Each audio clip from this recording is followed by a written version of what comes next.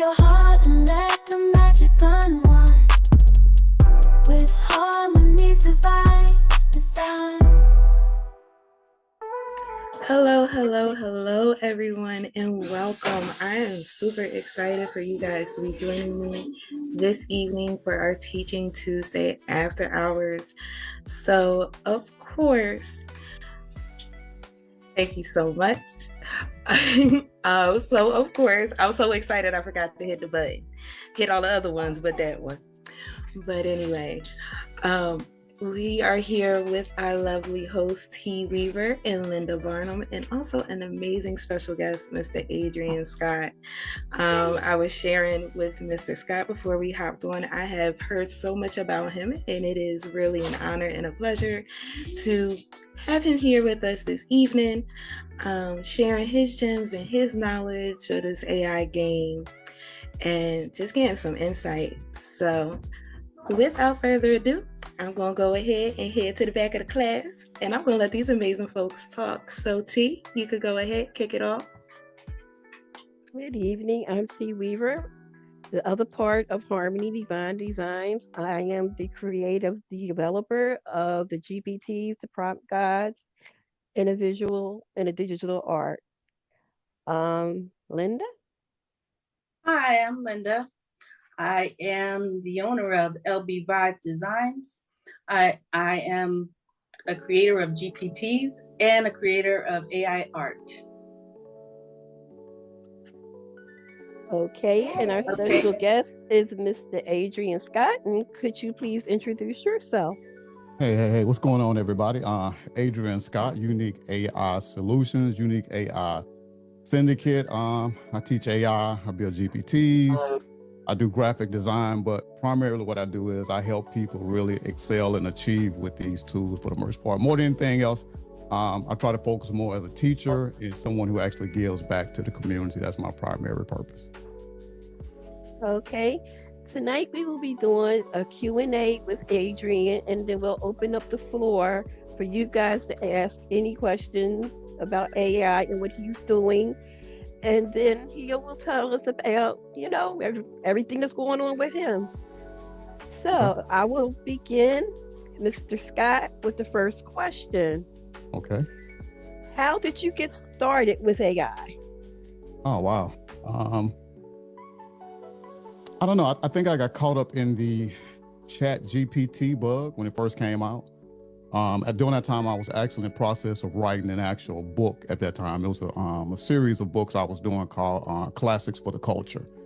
And right around that time, all the buzz was about Chat GPT. And because I'm so involved in technology, I'm on the internet so much and different stuff like that, I just keep hearing this bug about Chat GPT. So I tapped into it, and once I started using it and saw what it was able to do, then at that point I was absolutely in love with AI. I think I got that book somewhere. I actually ended up writing an entire book and publishing it with ChatGPT when it first came out, and it was game on from there. I mean, I was in love with it, and then I went into the rabbit hole of Midjourney. So I kind of followed the AI path that most of us followed.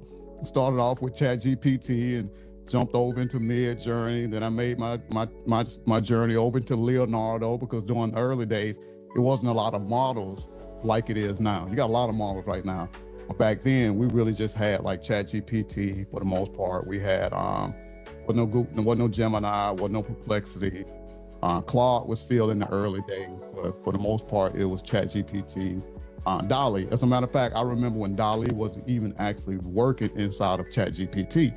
You had to actually go to the DALL-E website to use DALL-E when I think it was like version 1. So I think I kind of followed the same path as probably many of you who got into this AI thing. We started back with ChatGPT and just gradually just kept staying involved for the most part. Okay. Before you can answer your first question, Linda, if anybody want to share the live, the link is now in the chat. Okay. So you can grab that. Okay, Linda. Okay, Adrian, we spoke a little the other day, and I wanted to know, what is your daily workflow like? Because it seems like you are always on the go and always busy. So I want to know what's the day in the life of Adrian. I'm pretty organized. And if you guys have heard any of my other conversations, I try to create, because I'm so busy, and once I learn how to use the power of AI to simplify my processes, then I just use AI to do it. So for the most part, I have a whiteboard over here, pretty much like a lot of you guys have. And I pretty much keep myself organized with the things that I have going on with the clients that I'm working with. I'm usually up every morning somewhere between 5 and 6, somewhere in there like that. And from there, I got a few little morning ritual type things that I do. I don't never really get on my phone or the computer when I first get up in the morning, because I kind of like to debrief and a few other things, little rituals I like to go through when I get up. And then from there, like most people, I just have a to-do list. I just kind of go down my to-do list. I prioritize things in order of what's important, what has to be done, what must be done, and different things like that. It's pretty much a simple process. And then I build GPTs.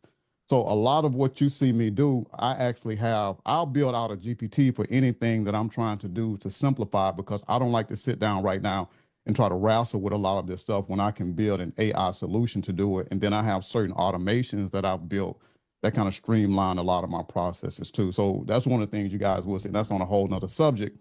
That's one of the things that you guys will start seeing a lot more this year, is these AI automations. And when you get into these AI automations, it makes what you do extremely easy and efficient for the most part. So I just try to stay organized and try to follow my list. Do I always hit it? No, I don't always hit it, because I have a lot of stuff going on. But do I try to hit the majority of things? I do. But the problem that I tend to run into, and T can probably testify to this, when you're creative, one of the hardest things to do is to stay focused, because you always have something going on inside of your head, and you'll jump from one thing to the next. If you don't develop a certain level of discipline to stick to one thing, which for me, that was one of the hardest things that I had to do in my early career as a creative. I was all over the place. I couldn't really just stay focused on one thing.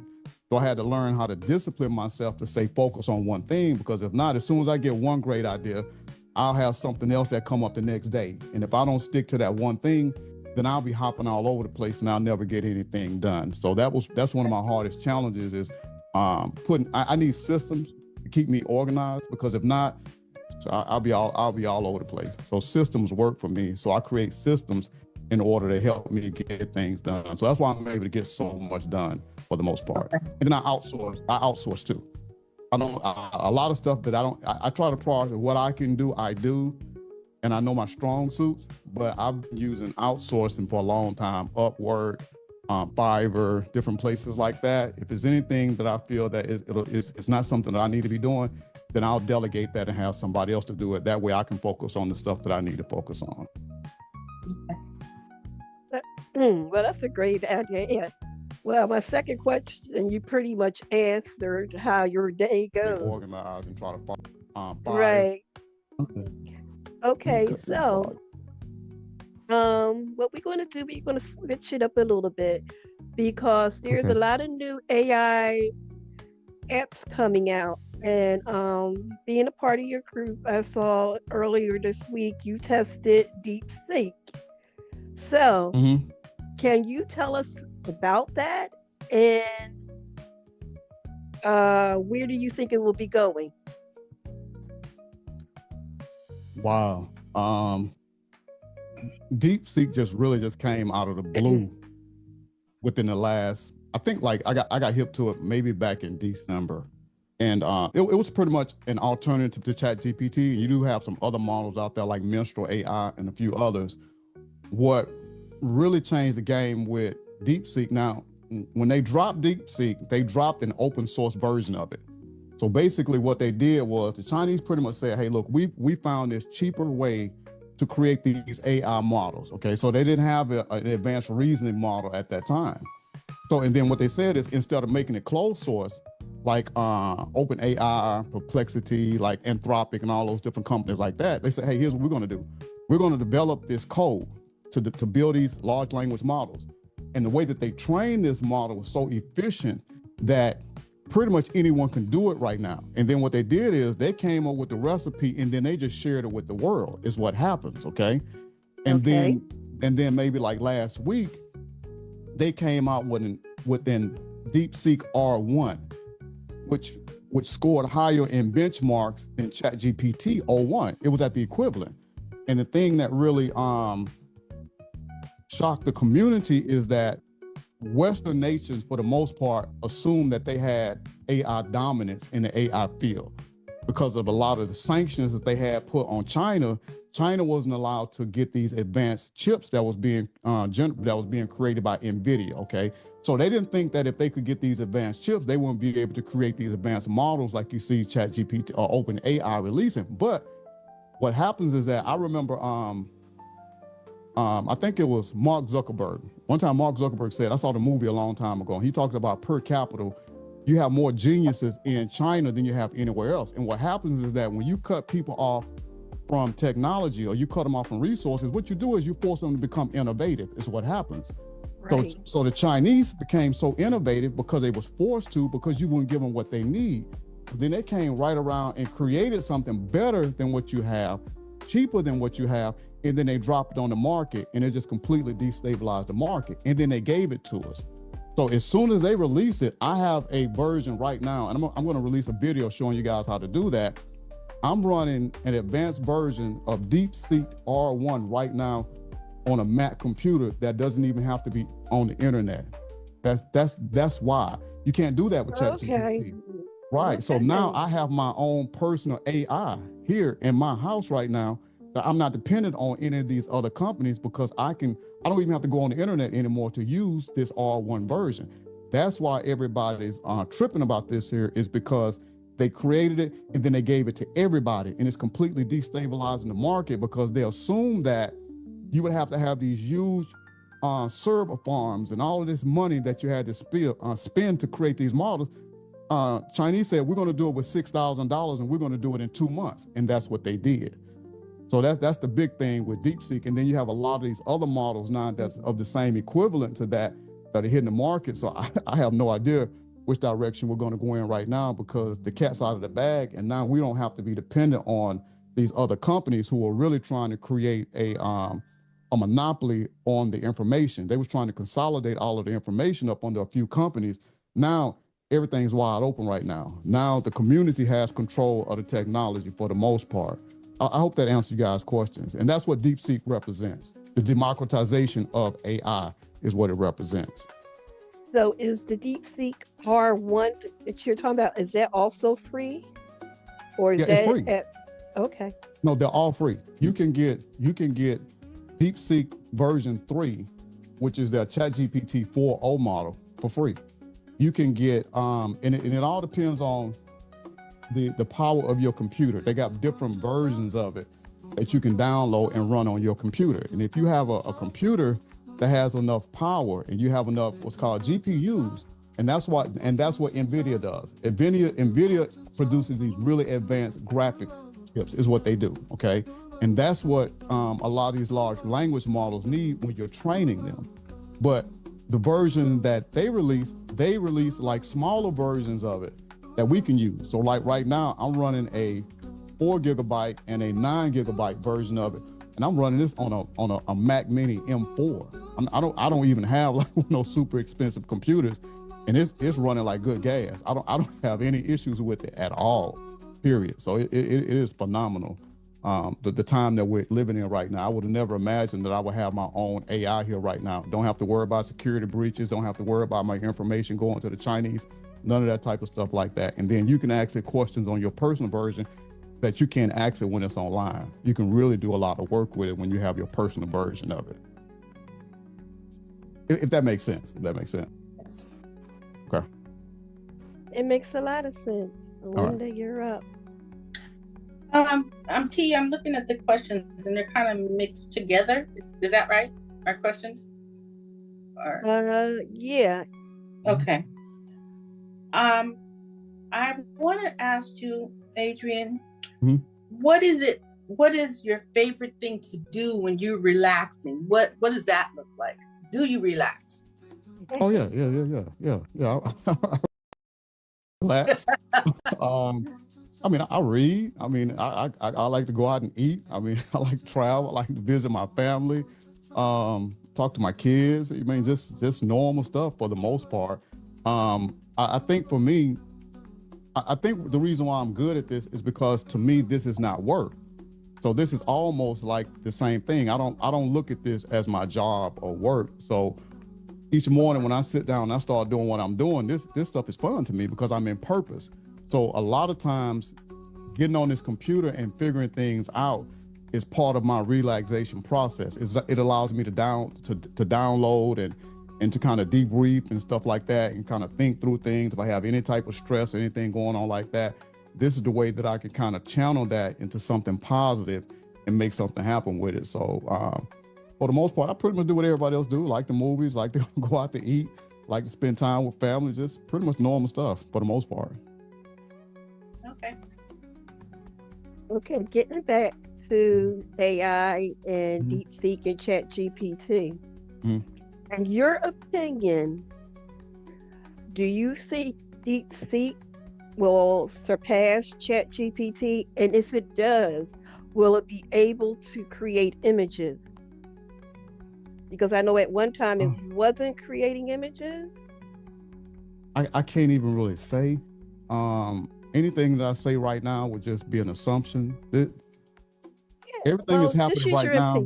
Okay. Yeah, everything that's happening right now is happening so fast and in real time. I'm not really sure even how the U.S. government is going to even respond to this whole DeepSeek thing right now. So right now, I'm just pretty much like everybody else. I'm sitting here right now just trying to see how this whole thing plays out because the DeepSeek website was hit by a cyber attack also too. So you got that to look at as well. And then what's happening now is that you've had another Chinese large language models that dropped too, that I just got access to, and it's just as good as DeepSeek, and it will be open source as well. So I'm not really sure. I think that they're probably going to get a lot of money dumped into that company now because of what they've done. And with that being the case, I think that if the U.S. government doesn't interfere with it, then I think that DeepSeek will potentially have the same potential as like an open AI or an Anthropic if the United States government gets involved. Because anytime you start dealing with these Chinese companies, then you got to deal with the political ramifications and different stuff like that. So we really can't really say how this whole thing is going to go. But the one thing that I do know right now is that because it's open source, we all have it. And that's the beautiful thing about it right now. And because of how open AI is so in the pocket of the government right now, and I don't want to turn this into a whole political thing, I'm not really sure how much influence U.S. companies will have on U.S. policy when it comes down to allowing these large language Chinese models to try to be released into the United States over the long term. So I'm not really sure which direction this will go in for the most part. I know right now, as long as they keep putting them out, I'm gonna keep downloading them and storing them on my hard drive to make sure for the most part. Linda? I wanted to say, what inspires you to create a GPT? What happens in your brain to say, oh, let me do that? Is there anything that you look for, or how does that happen for you? How do you get your inspiration? Or how do you get the inspiration to start creating AI art? It's can I? Most of everything that I create comes from a place of can I. So I'll get an idea, okay? So anything that I create, it never starts on the computer. The computer is always second. It's just a tool for the most part. It's no different than a paintbrush that an artist uses. It doesn't matter. It's no different than a piano. You know, you can take two different people, put them on a piano, and based on their skill set, you'll get different things out of it. So creativity doesn't start in the tool. Creativity comes from a different place. Now, the thing that you have to figure out is this: how do I take what I see in my head and then understand how to bring that? How do I bring that out and bring it to life with this tool that I have access to? So what inside of this tool would allow me to do this thing that I visualize inside of my head, because I write it down. So a lot of times I write down what I'm doing. I use Notepad, and I put this as a big idea. And then I always reverse, when I build, I reverse engineer. That's what I do. So I always start with the end in mind. This is the thing that I wanted to do. So what are the steps that I need to take to get it to that place? So I'm always reverse engineering things, and that's how I do it. I'll think of the idea, and then I'll say, well, can I do that? And then for the most part, it's trial and error. But that's how you learn. The only way that you can learn, you got to get in there, you got to play around with it, you got to do stuff, you got to see what kind of results you get back, and then you got to keep adjusting. That's how you do it. You don't just get there going straight. You got to act and adjust, and that's what I do. I'll jump in and I'll create something, and then if it doesn't work that way, then I'll go in and try to tinker it. And oftentimes, if I get frustrated, I'll just leave it alone and I'll start the next day when my mind is fresh. But for the most part, for me, it's always the mindset of, can I do this? And once I figure out how to do it, I just go to work and figure out how to do it. And then I read. That's another thing that I do. I read, I watch videos, because I realize anything that I'm trying to do, somebody else has done it. Okay, so I try not to assume that I know everything. I always try to stay in Eastern thought, that's this idea called beginner's mind. Beginner's mind means that you always start from a place of not knowing, because the moment you start feel like you know everything, you lose at that point, because your ego gets in the way and you can't learn. You have a fixed mindset. So with me, it's always a process of constantly learning and growing and acquiring new skill sets, because I understand that mastery is a process of learning new skill sets and then applying them over an extended period of time over and over again until you're able to do them naturally, where they become second nature to you. So anytime I'm trying to create something, let's say, for example, because I'm a lot of things I'm self-taught. So if I'm trying to figure out something and then I realize, okay, I need to know how to do this to do it, then I'll take a course. You guys don't know, I stay in school all the time. I'm constantly taking courses to make sure that I'm ahead of the curve and I know what's going on in the field. Because I'm constantly taking courses all the time, because I want to stay ahead of the curve. Because if it's something that I need to learn how to do, then I'm going to, here's the thing, I invest in me. That's the one takeaway, I invest in me. I don't mind spending money or time to invest in my skills, because once I acquire that skill, it'll pay for itself over and over and over again. So that's my primary tool right there. Get a big idea, figure out how to do it. If I don't know how to do it, somebody else has already learned how to do it. And then if it's a skill set that I need to acquire to actually be able to do that thing, then where can I learn it? How long would it take? If I can learn it fast enough to do it, then I'll learn it. If not, I'll outsource it, or I ask somebody else to show me how to do it. That's pretty much how my thought process goes. That makes sense. I hope all this is making sense, what I'm saying. Yes, It is. Okay. it makes perfect. Good. Okay, we have a question from Facebook, and it Yeah. is, how can we get the offline version of DeepSeek? I'm actually in I shared the link. I actually have a YouTube channel that I just set up, because I'm going to try to start transitioning a lot of stuff from Facebook to YouTube and some other platforms right now, because a lot of stuff that's going on. I try to stand on what I believe in. There's a lot of things going on right now that I'm in disagreement with. And because of that, there are certain moves that I'm making right now, because my consciousness has to align with what I'm doing. And at a certain point, there are certain things that I can't support if they don't align with what I know to be right, for the most part. So I'm going to be making certain transitional shifts, because I want to support people who support me and my kind, if that makes sense. That's just my viewpoint on that. So I'm going to be uploading a video that I've been working on to show you guys how to install your own personal version of DeepSeek on your computers. Now, I know how to do it on a Mac, but I need to see, I'm not really familiar how to do it on a PC. But right now, I'm learning how to do it on a PC. And then once I figure it out, I'll probably have it figured out by tomorrow or the next day. And then I'll go ahead and be able to show you guys how to do it on a PC and on a Mac, because I want everybody to get access to this before they cut off access to it, for the most part. Okay. Linda, do you have any more questions? I thought that was my question. Wasn't that my question?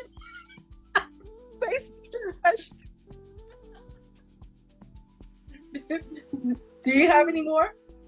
Because I could. You don't? No, I guess we can open the floor up Yes, for. I'm open. Whatever y'all want to ask, I'm open. I'm here. Okay, well, Don't y'all be shy. Let's do it. anybody in the answering y'all chat questions. have a question? Raise your hand and ask Adrian, please. Yeah.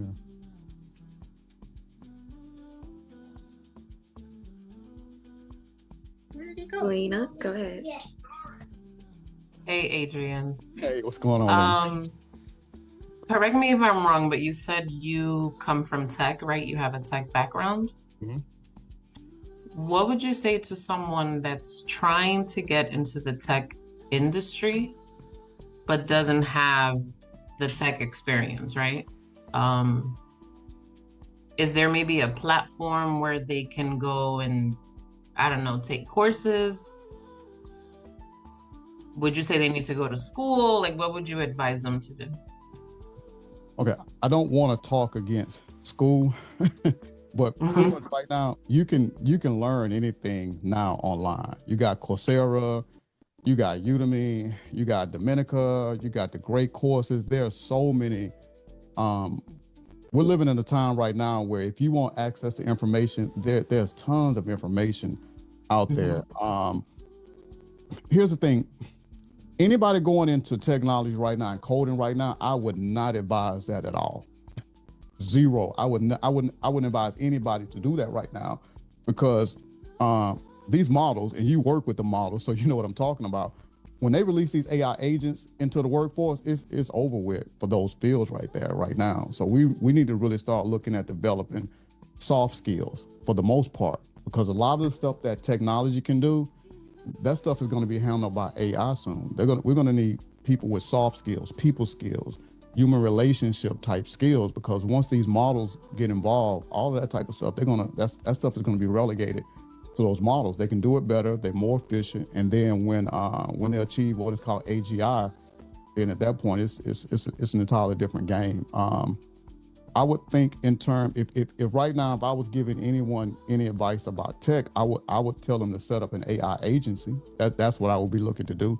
To set up some type of AI agency, learn about AI, and be prepared to educate and teach others about it. Because right now, there's a curve that we go through, the way that new technology is introduced into the market, okay?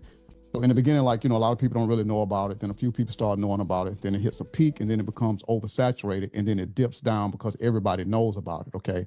And then most of the people who make a lot of money in technology, like when the internet first came out, okay, or Bitcoins first came out, first movers are the ones that make all the money, okay? So right now, because the public is so in the dark about AI, they're underestimating it. They don't really understand it. What's going to happen is that there's going to be like a gold rush. We're going to see so many people trying to get involved in AI, and then they're going to need people like yourself, like me, and others in the community to really start teaching them and showing them how to use these tools, which really positions us right now as first movers to be the ones who are setting up the agencies, the ones who are doing the coaching, the ones who are doing the counseling, the ones who are setting up the programs, all of that type of stuff like that. And I wouldn't even say prompt engineering at this point, for the most part. I wouldn't even say prompt engineering. I know it's kind of counterintuitive, because now I very seldom prompt. I have ChatGPT so programmed that I conversate more than anything else, and there's very few prompts that I use right now, for the most part. Yes, you do need to know how to prompt when you're building out your agents, but it's not something that's even that important like that anymore, for real. Okay. Thank you. I appreciate that. No problem. Kristen, you have your hand up. Hi, Adrian. Okay, quick question. If someone is just starting out in this space, like they're week 5, okay, what would be your recommendations for them to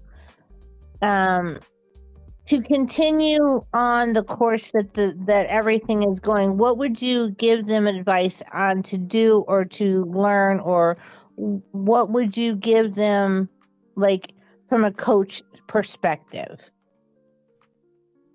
Don't jump all over the place, for the most part.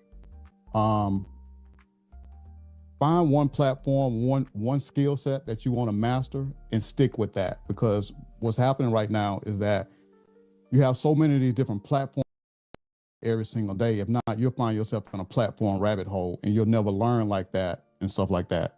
Number two, try to stick to one platform, and also, how can I say this? Try not to listen too much to what a whole lot of other people say, if that makes sense, because you'll get distracted, because you're gonna have so much information coming at you when you first get involved. You go with this group, they're saying one thing, you go over here, this person is saying another thing. People are always saying different things, and in the beginning, that'll distract you. So if you're focusing on ChatGPT or prompting, stay there.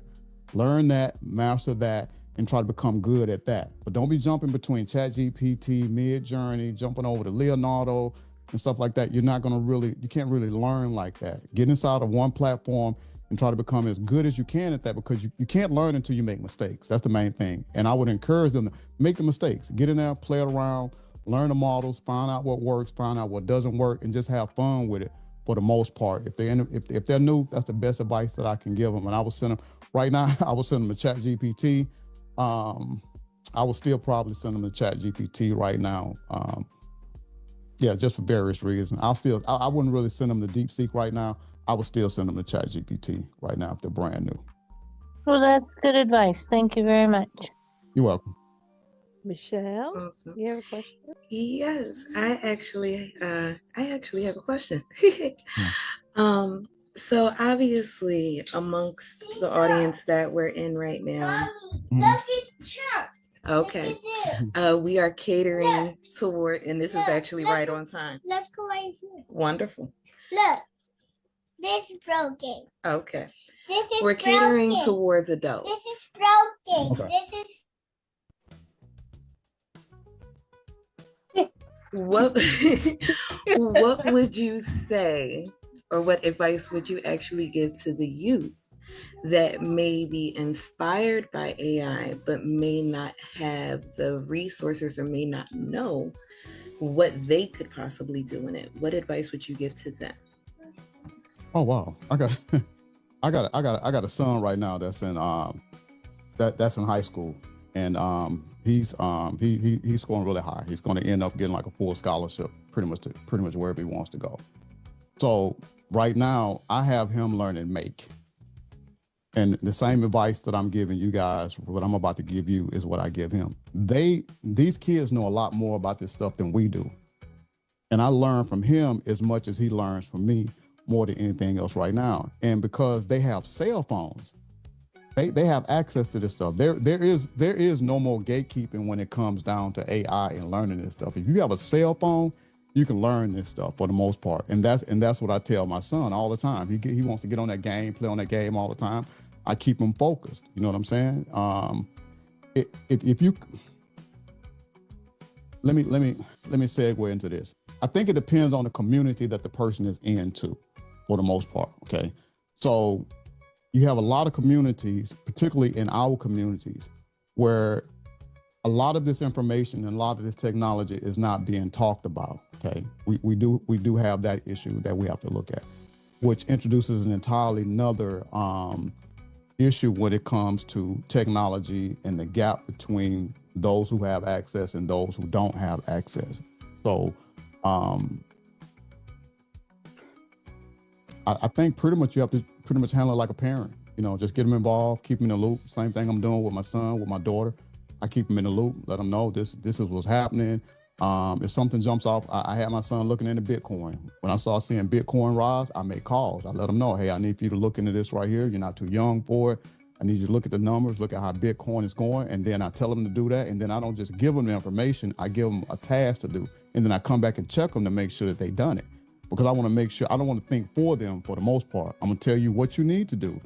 Then I want you to do it, and then I'm gonna come back and double back with you to make sure that you do it. I have my son right now learning make. I'm not gonna push him. I'm gonna tell him what I need him to do. And then if he doesn't do it, then daddy's gonna apply a little bit of pressure to him, because I'm trying to keep him focused on the direction that things are going in. So that's pretty much the advice that I would have. I mean, they're gonna be kids for the most part. The best thing that we can do is try to give them advice, but at the end of the day, they're gonna make their own decisions regardless, you know, for the most part. Thank you. Thank you, Guess Sarai. what? Come on, Shug. Hey, Adrian. Hey, Sugar, what's going on with you, girl? I'm all right. Okay, Mhm. my question you kind of answered that I was going to ask, but I see Miss Davina wrote in the chat. She says, I'm in school now for AI paid through my job, but she says she's learned more here than class.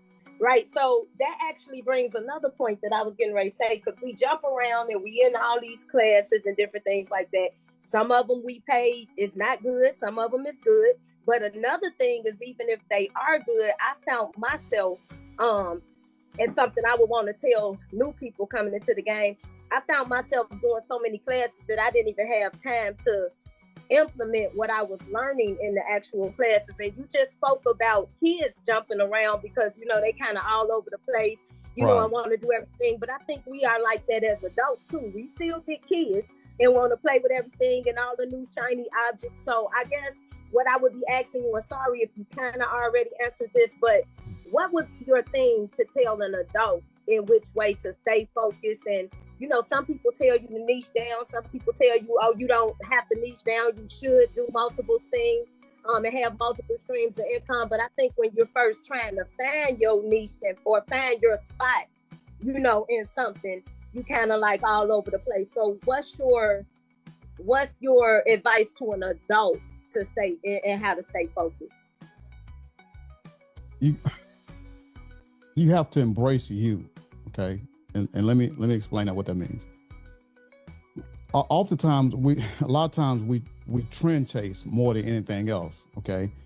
And we'll see this person over here doing this thing, then we want to jump over there and do that. We'll see this other person over here doing this other thing, and we want to jump over there and do that. We're doing that because we haven't defined what our purpose is, and you don't really have direction, because you got to decide, what is it that I do? And then that's the thing that I'm going to stick to. And then you got to pretty much put on blinders. I do that sometimes. Oftentimes, I love a lot of the groups. I love what everything does, but sometimes I debrief, because if you don't sometimes just kind of focus on your thing, your mind will be all over the place. And you have to sometimes just kind of focus on what you're doing. And if you know that you have a problem looking at what everybody else is doing, then you got to put some stuff in place to make sure that you don't do that. And then at the end of the day, it's you have to really just find out. AI is a tool. For the most part, all AI it's a tool. It's a tool. And it's a tool to help you do whatever it is that you're trying to do, for the most part. And that's how you got to look at it. It's a form of intelligence, but at the end of the day, it's just a tool. So you got to find out, what is that thing that you're supposed to do that you can use this tool to help bring into the world. And that's it. And then once you tap into what it is that you're supposed to do, then you can use AI to make that happen. And I think what happens is that a lot of people that get into this space right now, they're kind of like nomads for the most part. They're not like citizens in the community. A lot of us are like citizens, but you got a lot of people that's like nomads in the community, because even a lot of people that's right now on this live, you can tell the people who are kind of like dialed into their purpose. You don't see them all over the place. You don't see them doing this. You don't see them doing that. They do that one thing that they're good at, and then they get great at it. Now, the class thing, we all have that. If you love knowledge, if you love knowledge, then a lot of us we're going to buy those classes. It just is what it is. But at the end of the day, we have to really start focusing on, how can I implement the information that I'm getting in this class? And then you got to decide, which class do I really need to be taking? Because some of them classes people are taking, that you're not even doing that stuff. Why are you even buying those classes? And that's not even what you're doing for the most part, because you just kind of want to know everything what everybody is doing. And if you, I don't get classes that don't fit with what I'm doing right now. I don't do that, because that's nothing but, that's a rabbit hole that you'll get in, and you'll never make nothing happen like that. When I get to that point in my business, when I need to learn that information, then I'll do it. Then other times I'll buy classes, like, for example, because I'm organized, I'll say, okay, well, I'll probably need this knowledge for this next project that I'm working on. Okay. So I'll purchase the class, but at that time I won't even look at the information in it, because I'll know, okay, this is not the quarter or the time that I need to be looking at this information, because when this other projects comes up that I'm working on, then I'll jump into that particular class right there. But I always try to focus on purchasing classes. Like I said, well, like the question I answered with Linda, I always try to purchase classes that are aligned with what it is that I'm trying to do when I'm trying to solve a problem. And then other times I'll purchase classes just because I like to support the people. There's another side to that too. Other times I'll purchase classes. Definitely. If just to support the community. So it's two sides to that. I buy classes to increase my skill level, and then I buy classes also to support the community that supports me for the most part. So there's two different sides to that. Definitely. And then also for me, I was buying a lot of classes that the part you said about not getting to it right away, things advances so quickly, it's outdated by the time you get back around to it, and you're gonna have to buy it again anyway, to get updated information. That's what was happening to me taking so many classes too. Right. Like I said, and then I'm a big proponent of educating yourself. You guys can't tell. I'm a big advocate for that. Learn as much as you can, but learn smartly though, for the most part, Awesome. Nikki. Hey, Adrian. Hey, AI Fusion people. Hey, Nikki. I have a question for you, because like Sugar, I was that person who was buying all the classes, didn't know boo from who, but I was in the classes. Mm-hmm. And I've finally gotten to a place, thanks to my Ikigai, and Okay. and distinctively you. Shout out. I've really gotten to the place where I was before all of the DALL-E 3s, right? Mm-hmm. To where I was when we were still at 3.5 with ChatGPT before it started doing imagery. And now that I'm back to being a teacher and doing the things that were important to me before I retired, you're talking about AI agency. Mm-hmm. What do you mean by AI agency? How would you go about establishing one? Who would be a good candidate for a person to establish an AI agency? And is that something that you'll be teaching? An AI agency can be, it can be many different things. Okay, that's an ambiguous term. Okay, so let me try to narrow it down. So here's one of the things that I want to put out there. Okay, sometimes it's called a proximity effect. Okay, so right now in our circle, we exist inside of a bubble. Okay, we live this stuff, we talk this stuff, we play with this stuff every single day. And because of that, we have a tendency to assume that everybody else does the exact same thing that we do. But we represent just a small portion of the population that knows about this stuff. The vast majority of the public has no idea about what we know, which really puts us in a position to be a leader, a thought leader in the industry. So to answer your question, so as a thought leader or someone who's been involved in AI since ChatGPT version 3, when it first launched, then what that does is you have a skill set now. You have a knowledge skill set, okay? So with that being said, you have marketable information inside of you that you've learned that you can now monetize. You can monetize what you know by bringing people into the space who do not know what you know, okay? So let's say that your agency can be an agency that teaches people. You just got to decide what your passion is. What is that one thing that you're passionate about? And then how can you teach others how to do that thing that you're passionate about? And then use AI as the tool to do that. So your agency can center around that, okay? My agency, I love GPTs, okay? I love building out workflows. So what I do pretty much focuses on that, and that may not necessarily be for everyone. You're gonna need people that's going to need to build these things. You're going to need people that's going to be able to teach these things. there are so many different ways that you can set up all these different type of AI agencies, but the main thing is learning how to monetize what you know, because all of us have a very specialized form of knowledge right now, and we can take that knowledge and you can package is what you can do. You can take what you know and you can package that up into a product, and then that product becomes the product that you offer through your agency based on whatever you want to set that agency up to be. What do you do? What's your primary thing that you do? Let me ask that first. My primary thing that I do finally now, I want to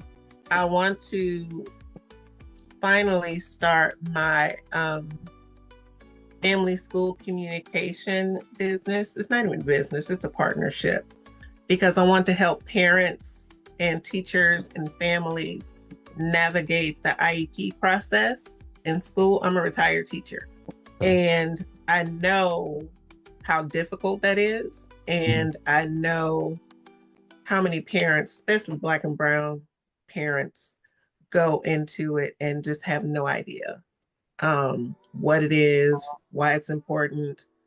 They don't know how to talk to teachers about it.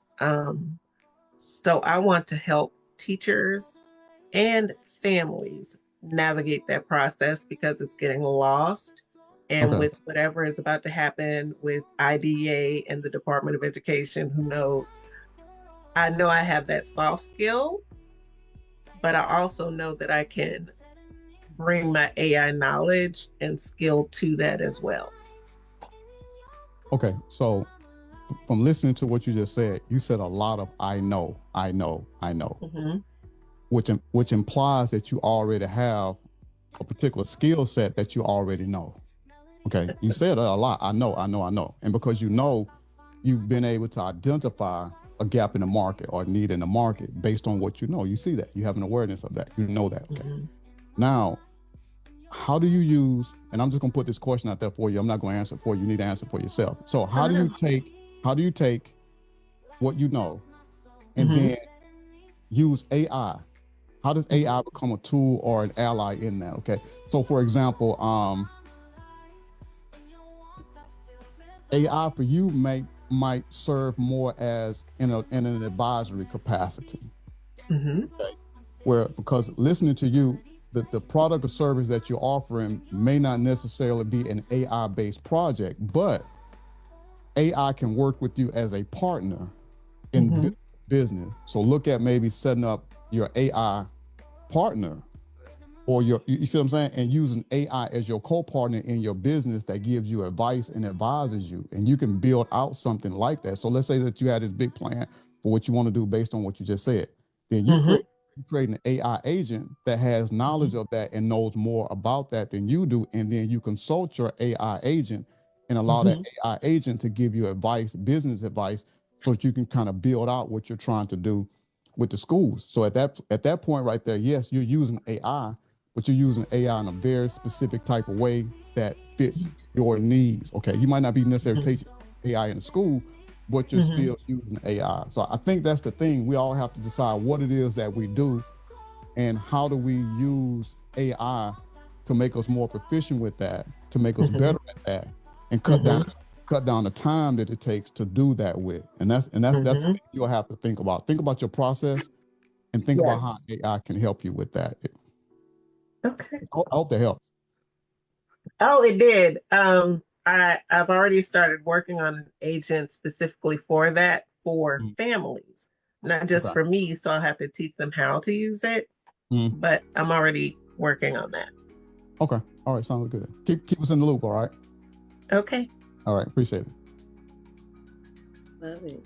Dean? Hey, Adrian. What's going on, Dean? I was waiting on you. I know you got something to say. Don't make me be out here by myself now. All right, I got a couple things, but first of all, I want to ask this particular question. How would you describe your teaching style? That's part one. Part two is,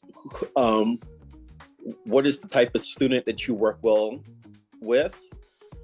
And part three, what is your thoughts on AI agents? Okay, so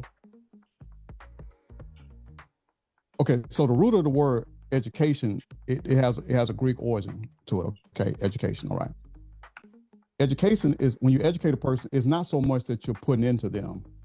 When you learn how to be a good educator, you're able to identify what's already inside of a person and learn how to bring that out of them. So you have to have an eye to see where a person's talent set lays. Okay, and that requires intuition. It requires paying attention and requires listening, and then it requires understanding. Okay, what is it that this person is trying to do? What skill sets do they already have?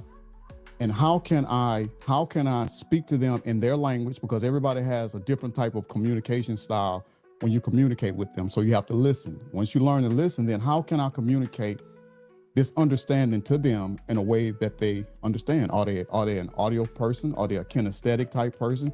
Are they a visual person? You have to learn what a person's learning style is for the most part.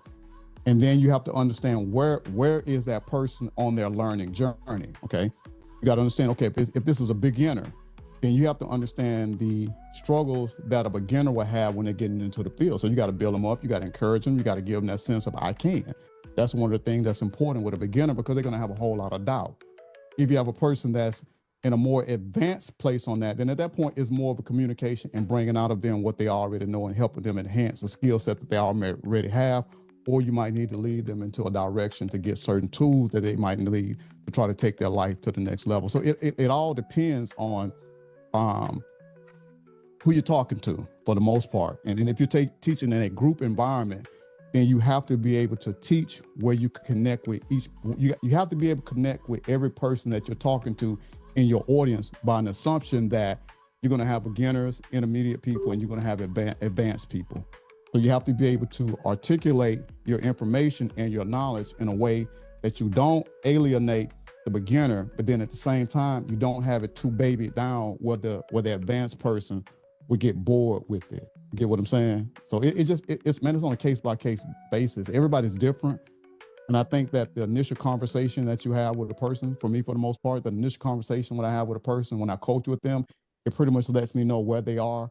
And from there, then I can strategically decide how do I need to work with this person, not to put into them, but to help them bring out what's already inside of them for the most part, you know. Okay, what was the other part of that? Because you asked a 3-part question. Right, what was your teaching style? That was teaching style. Student that you like to work with. Okay, and student I like to work with, okay. And the last age, yes. I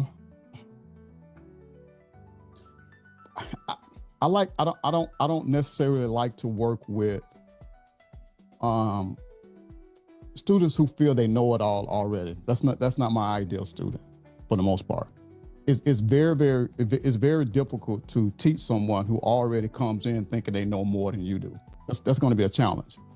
And from experience, you'll wrestle with that person. You'll be going back and forth with that person. And the only thing that's going to happen is that it's going to be a mental battle. You're just going to be mentally battling between to decide who knows the most. And that's called you got a fixed mindset and you got a growth mindset. So most of the students that I like to work with, I would prefer them to have more of a growth mindset, to be open to learn. I mean, do they have to take everything that I say? No, because like I said, I like to bring out of you what's already in you. But at the same time, you have to have what's called beginner's mind. You have to be open to learn, try new things. It's called suspend disbelief. You got to suspend all disbelief and believe in what's possible. You can't come in assuming that you already know. If you already knew, you wouldn't be getting in contact with me for the most part. So you got to already come in thinking, okay, I'm here to learn and I'm here to get something out of that. Agents, an AI agent, think of an AI agent is like a person, okay? So an AI agent will have a brain. An AI agent will have a memory, and an AI agent will have tools that it works with. Okay, so let's think of let's say like an assembly line. Okay, so when you're building out what's called an agent workflow, an assembly line is made up of a group of people. Each person on that assembly line does a different thing. Okay, each person on that assembly line has different knowledge, They have different memory of the skill that they're doing, and then they have different tools that they work with. But when they work together, they produce a final product, okay? So think of an agent like that. An agent has memory like us. It can think the way that we think. It has memory, which means that it can recall tasks. And then when you give it tasks, then it can do, tools, then it can do things too. That's why these agents are so important, because let's say an HR person, okay? You can program, you can talk to them now because ChatGPT has voice in it. It has understanding. You can talk to it. And if you give it the right memory and data set, then it can answer HR questions just as good as a human being right now if you train it right. You kind of get what I'm saying? And then it can route its information to another agent that can also do other things for the most part. Does that make sense? Mm-hmm. Okay, cool. Thank you. Sure, no problem, Dee. Appreciate it. Are there any more questions for Mr. Adrian? Okay. We're coming up to 10 o'clock. So, Adrian. Sure. Linda, do you have any more questions before I ask him this one? No, go ahead, T. Okay. What's up next for you? Excuse me? What's up next for you? What are you doing in the future? All right. So right now, of course, I got my one-on-one coaching called Breakthrough Coaching Sessions. I have that coming down the pipeline. I have Younique Talks, which will be launching next month, which bridges the gap between personal development, spirituality, and AI, and the merger of the two, just making us better human beings as we use AI. So I have that coming up in February. And then right at the 1st of next month, I'll start advertising that. I have a, piggybacking off of your class, I have a Beyond the Basics GPT class that I'll be dropping, where I'm going to pull back the curtain because I have something else that I'm about to start launching. And right before I launch that, I'm going to pull back the curtain and I'm going to show you guys my exact process that I use to build out GPTs. The whole 9 yards, security, everything that I use. I'm going to put it out there and we're going to just kind of do it in advance. We're going to do a 2-day class and we're just going to build out GPTs for the most part. And my YouTube channel. So that's the main thing right now that I'm trying to promote tonight. I'm going to be dropping a lot of my videos over my YouTube channel, and I'll be sharing my videos from my YouTube channel into the group. So I want to build out that YouTube channel right now. Okay. So what's mainly for your YouTube channel? I know you say you're dropping a lot of stuff over there, but what is the content going to be? Is it going to be teaching or some of your music or some of your, what's exactly going to be on your channel? It's AI. It's strictly all teaching AI, teaching how to use tools, introducing new AI tools to the community. I'll be interviewing different people that's inside of the AI field for the most part. It'll still be around AI and building out. It'll be more work with me type sessions than anything else. Like right now, I really love finding these new tools and introducing them to my community. So I want to do that on a bigger scale right now as well. And I want to take that over to YouTube and start doing it as well. We got to get bigger. We got to get outside of our circle and start doing this thing much bigger. So that's me going to the next level with my teaching and with my information outside of just the current people that I deal with. Because I deal with a lot of clients already, and most of them, they don't necessarily find me through YouTube. It's mostly through Facebook and then different people that know that I'm involved in doing this from my personal page. Michelle, are you able to take it from here? Yeah, I am. It's safe right this second, so I'm going to get it while I can. Well, Mr. Adrian, I thank you so very much for your time, your knowledge, and your wisdom. In that coaching session you took and snuck in there too, as well, with them wise words to Nikki. So I know she is going to excel. So I thank you. I thank you kindly. Yeah, I caught that. Oh, believe me, a coach can see it. Coach now. Coach can see it. Yeah, I appreciate it. I love what y'all doing. Thank you guys for inviting me as well. I'm humbled. Thank you so much for inviting me. Thinking enough of me to even invite me over here to do that. That says a lot. And I'm truly humbled for the opportunity to speak to your audience. So I don't take it for granted at all. Well, we're not done with you. We'll see you again soon. You know, Oh yeah. Oh yeah. we go back and forth all the time. I already know that. see, you already starting to be engulfed in the circle, sir. You about to be part of this lovely family too. Okay. All this melanated love. That's what I'm talking All this melanated love over here. melanated love. All right, then. Awesome. Before we go, just have just two really quick housekeeping things for T and Linda. So these two GPT queens just dropped 2 new GPTs. So I wanted to go ahead and share those with you guys really quickly before we hop off for the evening. So I'm going to go ahead and share my screen. And let me make sure y'all ain't seeing nothing crazy. So hold on. I got a whole bunch of notes over here in the background. All right. So we are going to kick it off with Auntie Linda. Would you like to tell us a little bit more about your GPT, Aunt Linda? Oh, okay. My Ink Vibe GPT, it creates beautiful Black women with the alcohol ink vibe, with classy suits and beautiful afros in all different types of settings. So you can use the images for shirts, wall art, purses, anything that you can think of. The art is beautiful, if I must say so myself. So yes, check it out. I'm sure you've seen it all up and down AI Fusion though. All right.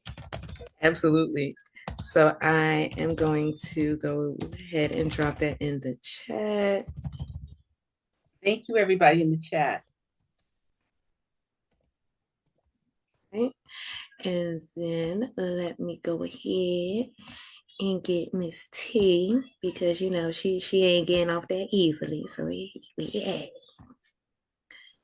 All right. So let me go ahead and pin you. And then T, you want to go ahead and discuss your new GPT? Okay, my latest GPT is the urban dreamscape. Living in a fast lane, it has to do with fast cars, motorcycles, fast women. Not that fast, you guys, not that fast. But Michelle, you can scroll down and show the different images. Yeah, so it's good for journal covers, bags, blankets. I mean, the possibilities is unlimited. And I have it to create in every and that's a necessity that's out here. So, you know, so that's my latest That's beautiful. GPT. And plus all the GPTs until tomorrow morning in my shop are 50% off. And Michelle has the coupon for that. Yep. So I am going to go ahead and drop that now. Okay.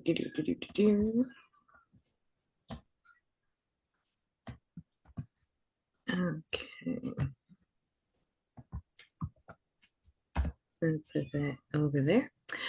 All right. And I will make sure I drop it over in a Facebook Live. I thank y'all all so kindly for spending y'all evening with us. It has been a joy and a pleasure. As y'all know, I love seeing y'all faces. Did Adrian have anything to drop? Did Adrian have anything to drop in the chat? Yeah, it was his YouTube. Yep. Okay. That's been dropped. Yep. Okay. I was on it. Okay. I made sure them buttons was being pushed on this side. But yes, also just wanted to note, be sure to join me and Kim tomorrow for Midweek Mindset. We are actually doing a special time tomorrow. So we will be on at 8 p.m. and we will be doing a recap of our Battlefield series that we have been covering for the month of January. So I am super excited about that. And once again, I thank y'all. I love y'all. But I got to go. Yeah. Bye. Bye. Thanks, guys. For a delight, gonna spread some love, gonna make you feel fine. So open up your heart and